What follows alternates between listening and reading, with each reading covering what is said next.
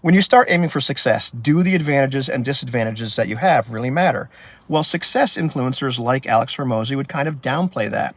And he actually has an example of two people playing a game. They're trying to mimic succeeding in business. And what they're doing is they're rolling dice. Each one of them has a die with red and green sides.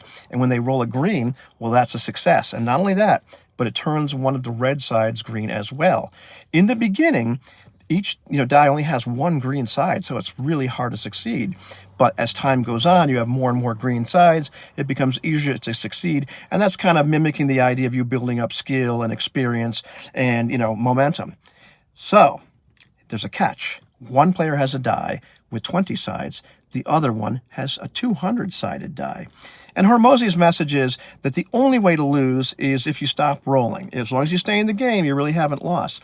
And it's a good message, and it sounds great until you actually roll the math. Let's say that each player rolls once a week. Well, if we define success as turning your entire die green, the person with a 20-sided die, it's going to take them about 1 year and 3 months to get there.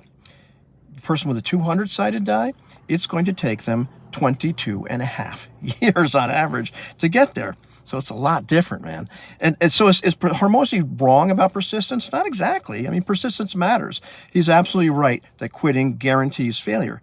But, and here's the important part, he and a lot of people like him downplay just how much your starting position matters, how much our advantages and our disadvantages shape our path, and sometimes through time.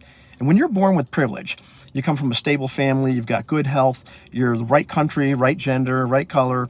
Maybe you're a young, cisgender, straight, white male from a stable middle-class family in the United States. You're rolling a really, really small die.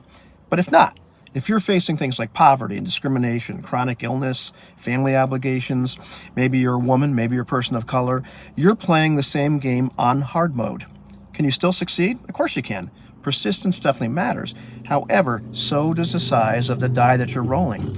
And ignoring that and pretending that it's all the same game, that's not motivation. That's denial. And it's really not cool for them to do that. You know what I mean?